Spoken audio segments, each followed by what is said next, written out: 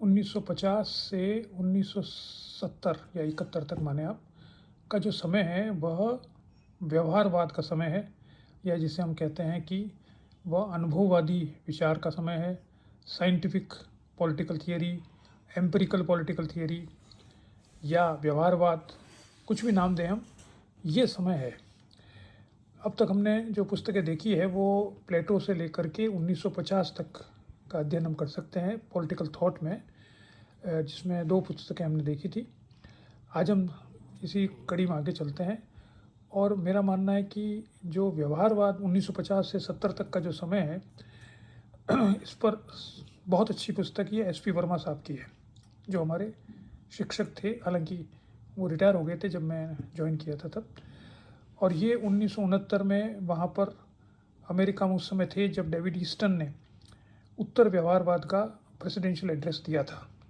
और उसके बाद जब ये भारत आए तो इन्होंने जो डेटा वहाँ से कलेक्ट किया था उसको जोड़कर और उसको विश्लेषित करके और एक ये पुस्तक निकाली थी 1976 के लगभग 75 में, जिस साल हमने एमए ज्वाइन किया था।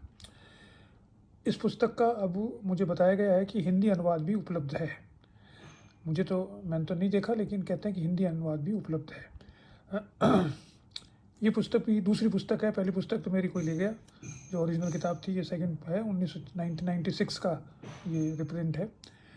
लेकिन इससे बेहतर किताब अभी तक इस समय के राजनीतिक सिद्धांत या फिर विचारों के बारे में नहीं आई है। पूरी देश में इन विचारों को इंट्रोड्यूस किया गया था सारे विश्वविद्यालयों में इस पुस्तक के आधार पर। यानी सारे भारत में व्यवहारवाद और जो व्यवहारवाद से संबंधित जो चिंतन है उसको विश्वविद्यालयों के सिलेबस में लाने का श्रेय एस पी वर्मा साहब की इस पुस्तक को दिया जाता है। ये पुस्तक सभी प्रकार की सामग्री आपको उपलब्ध कराती है और सरल भाषा में लिखी गई है। अब देखिए इसमें क्या क्या चीज़ कहा गया है।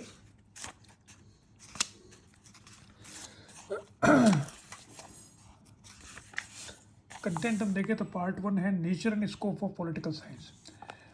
अब ये सभी जगह पर ये सिलेबस का पार्ट होता है, चाहे वो स्कूल का एजुकेशन हो और चाहे आईएएस का पेपर पॉलिटिकल साइंस हो। Growth of political science as a discipline, यानी पहले traditional, behaviouralism and post behaviouralism, तीनों इसमें बताया गया है। बिहेवियरल रिवोल्यूशन पर लगभग कितने 30-35 पेज का एक बहुत अच्छा अध्याय। दूसरा है behavioural revolution in political science, meaning, purpose and limitations. और फिर वो डिबेट जो होती है कि पॉलिटिकल थियरी का क्या डिक्लाइन हुआ है या रिसर्जेंस हो रहा है, उसके बारे में भी 30 पेज इन्होंने प्रश्न लिखे हैं बड़े विस्तार से। और अंत में इन्होंने nature and scope of political science बताया है, जो क्या होना चाहिए। इन सब पहले वाले अध्यायों का अध्ययन करने के पश्चात नेचर एंड स्कोप क्या बनता है। दूसरा पार्ट इसका है वो मॉडर्न पॉलिटिकल एनालिसिस है, यानी व्यवहारवादी क्रांति आई, उसके बाद में कौन से नए नए उपागम राजनीति का अध्ययन करने के लिए सामने आए हैं, उनके बारे में ये 4 चैप्टर्स इसमें दिए गए हैं। पहला है एलीट ग्रुप एंड पावर, और जिसके बारे में कहा गया है कि ये बहुत अच्छे अवधारणाएं हैं राजनीतिक अध्ययन करने के लिए, लेकिन कोई अच्छा सिद्धांत ये निर्मित नहीं कर पाए हैं।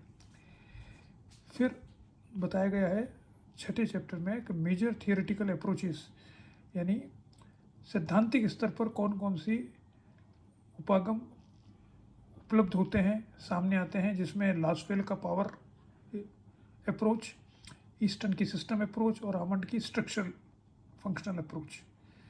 इन तीनों को 40 पेज से ज़्यादा अधिक पेज में बताया गया है।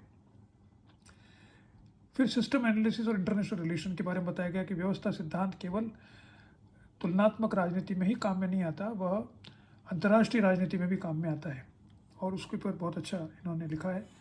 और अंत में एक चैप्टर है जो जिन्हें हम कहते हैं माइनर अप्रोचेस, संप्रेषण सिद्धांत, निर्णय प्रक्रिया सिद्धांत या गेम थियरी, जिसे मॉडल्स और सिमुलेशन के आधार पर समझा जाता है, उस पर भी ये पूरा अध्याय इन्होंने लिखा है। पार्ट 3 इनका जो है, पार्ट 1 और पार्ट 2 ही इनके सबसे महत्वपूर्ण है। पार्ट 3 में सिर्फ एक चैप्टर महत्वपूर्ण है, जो 10वां है। 9वां चैप्टर जो है वो तो एग्जिस्टेंशलिज्म पर है, अस्तित्ववाद पर। तो वो तो आजकल आपके इसमें कोर्स में नहीं है, लेकिन अगर आप इसको पढ़ें तो आपको बहुत सी बातें, नई बातें इसमें मालूम पड़ेगी, और दर्शन शास्त्र के जो विद्यार्थी हैं उनके लिए बहुत उपयुक्त है ये। थियरीज ऑफ एलिनेशन, जो अस्तित्ववाद के बारे में कहा गया है। और उसके बाद में है थियरीज ऑफ पॉलिटिकल डेवलपमेंट। ये पॉलिटिकल डेवलपमेंट एक महत्वपूर्ण उपागम है, और इसमें डेवलपमेंट और डिके दोनों की बात होती है।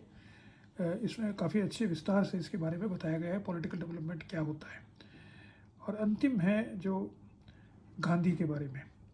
तो गांधी के बारे में आपने पहले भी दूसरी पुस्तक मैंने बताया था, उसमें भी है, और इस पुस्तक में भी गांधी के बारे में बताया गया है कि कैसे गांधी ने पश्चिमी और पूर्वी विचारों का समन्वय प्रस्तुत किया था। इस तरह से ये पुस्तक करीब 457 पेज की पुस्तक है, और मेरा मानना है कि इस पुस्तक को पहले पढ़े, और उसके बाद में इसके पहले 2 पार्ट जो है, पार्ट 1 पार्ट 2, वो तो लगभग एक्सेप्ट पॉलिटिकल डेवलपमेंट जो तीसरे भाग में है, 50 साल के राजनीतिक सिद्धांत को पूरा कवर करते हैं। इसलिए अगर आपको पढ़ना है कि 1950 से 1970 तक राजनीतिक सिद्धांत के क्षेत्र में क्या हुआ है, तो आपको इस पुस्तक को, ये बहुत सस्ती पुस्तक है, इसका हिंदी अनुवाद उपलब्ध है जैसा मैंने बताया आपको, वो पढ़े और उसके बाद में उसके नोट्स बनाएं। इसमें से काफ़ी प्रश्न आते हैं, और उसके अलावा आपको राजनीतिक सिद्धांत की जो परंपरा है वो ज्ञात होती है इससे, कि प्लेटो से लेकर के, और एक परंपरा है वो 1945 तक की है, 1945 से 1970 तक की दूसरी परंपरा है। ये मुख्य रूप से मैं आपको बताना चाह रहा हूँ। इस पुस्तक का अध्ययन ज़रूर करें, इसको खरीद कर अपने पास रखें और नोट्स बनाएं। ठीक है।